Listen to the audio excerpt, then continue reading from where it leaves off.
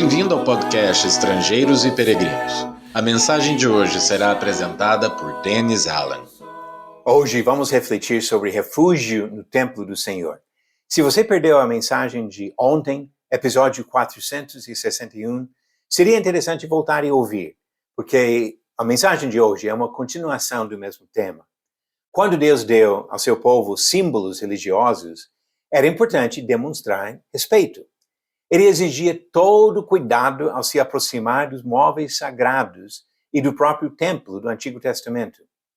Entrar na presença da Arca da Aliança ou ingressar no Santo dos Santos foi considerado praticamente a mesma coisa de estar na presença imediata de Deus. É claro que o Deus infinito não habita em estruturas construídas por seres humanos.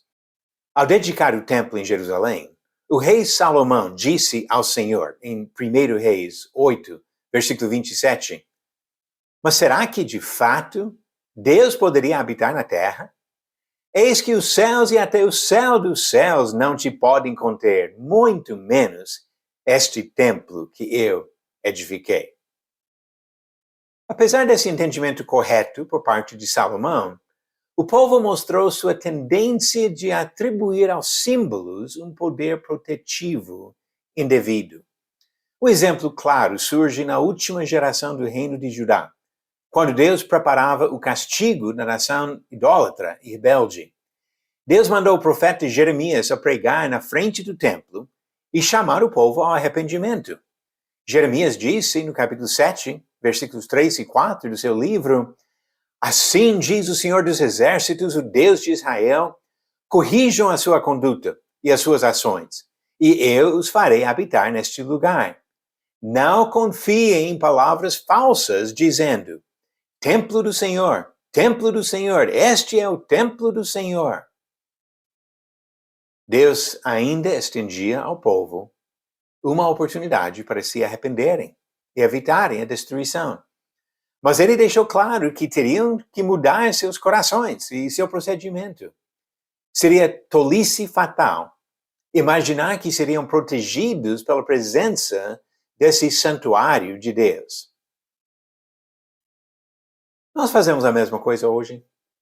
Nosso serviço a Deus inclui símbolos necessários, como eles tinham o templo e a Arca da Aliança e outras coisas.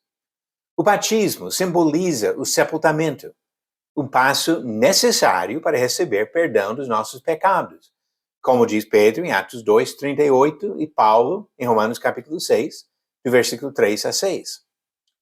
Mas acreditar que tem segurança eterna só porque se batizou seria cometer o mesmo erro.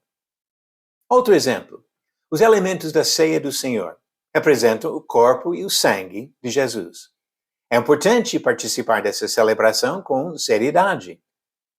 Porém, qualquer pessoa que acredita que esse ato garante a comunhão com Deus, independente da conduta no dia a dia, se engana.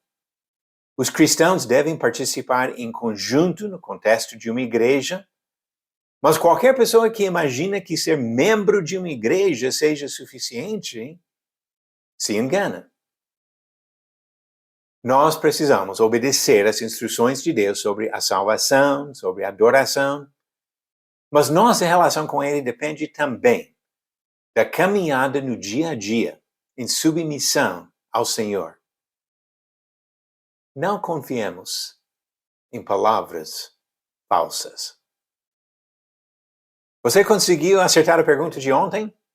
A prisão de Paulo e Silas em qual cidade da Europa resultou na conversão do carcereiro? Alternativas A, Tessalônica, B, Bereia, C, Filipos ou D, Roma.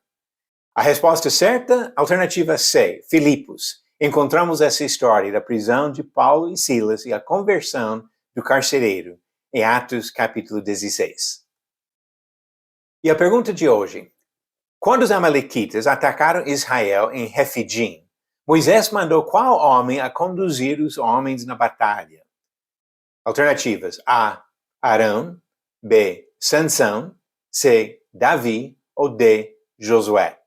A resposta certa amanhã no final do episódio 463. Deus nos deu alguns símbolos que são importantes em nosso serviço a Ele, mas Ele quer, principalmente, a transformação dos nossos corações, para que possamos andar com o nosso Senhor todos os dias e chegar ao destino eterno na presença do nosso Criador. Obrigado por nos acompanhar nessa jornada pelas Escrituras. Volte amanhã para ouvir mais uma mensagem do podcast Estrangeiros e Peregrinos.